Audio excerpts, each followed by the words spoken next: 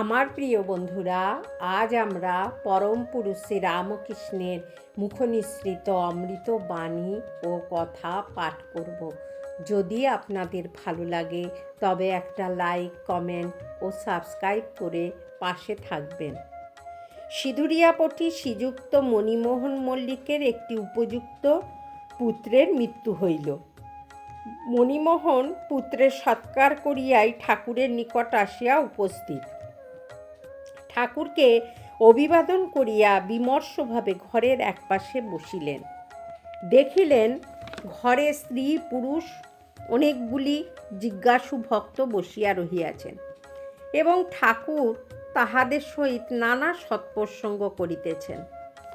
বসিবার অল্পক্ষণ পরেই ঠাকুরের দৃষ্টি তাহার উপর পড়িল এবং ঘাড় নাড়িয়া জিজ্ঞাসা করিলেন, কি গো, আজ এমন শুকনো দেখছি কেন?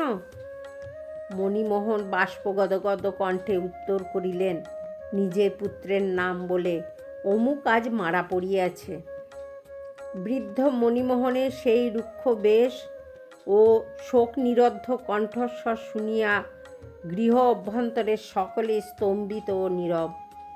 সকলেই বুঝিলেন বৃদ্ধের হৃদয়ে সেই গভীর মর্মবেদনা ও উথলিত শোকাবেগ বাক্যে রুদ্ধ হইবার নহে।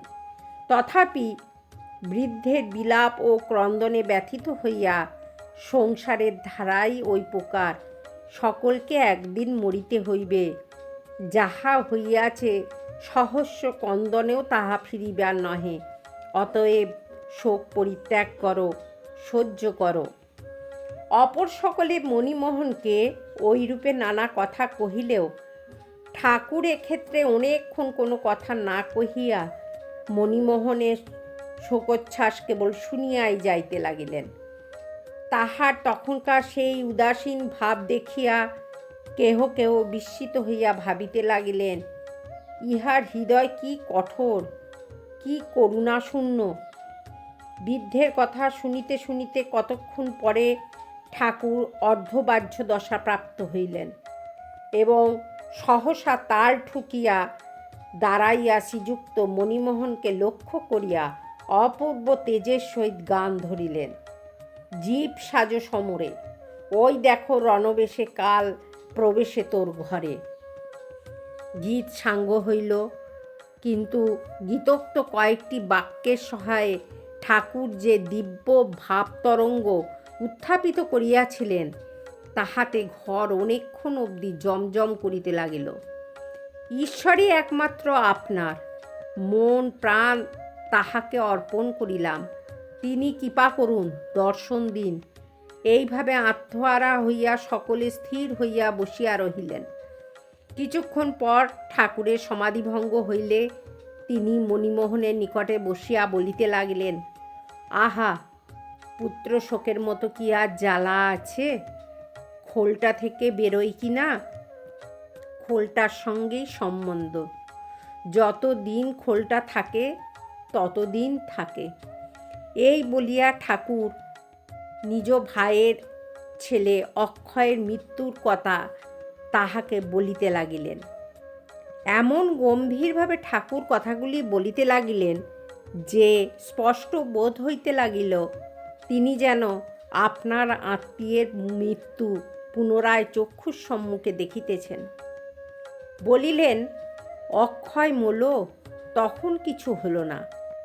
কেমন করে মানুষ মরে বেশ দাঁড়িয়ে দাঁড়িয়ে দেখলুম যেন খাপের ভেতর তরোয়ালখানা ছিল, সেটাকে খাপ থেকে বার করে নিলে তরোয়ালের কিছু হলো না, যেমন তেমনি থাকলো, খাপটা পড়ে রইল।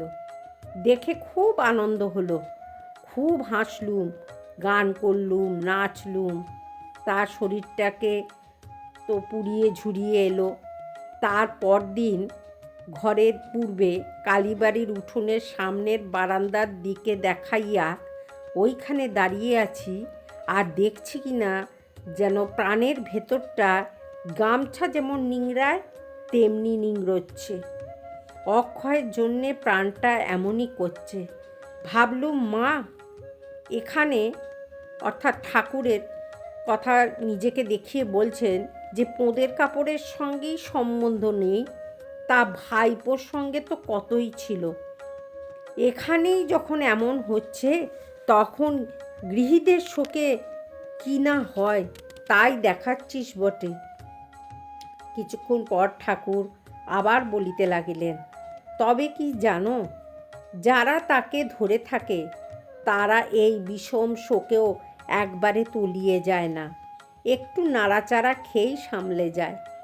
চুনোপুটির মতো আধারগুলো একেবারে অস্থির হয়ে ওঠে আর তলিয়ে যায়। দেখনি গঙ্গায় স্টিমারগুলো গেলে জেলে ডিঙিগুলো কি করে, মনে হয় যেন একেবারে গেল, আর সামলাতে পারল না, কোনোখানাও আবার উল্টিই গেল।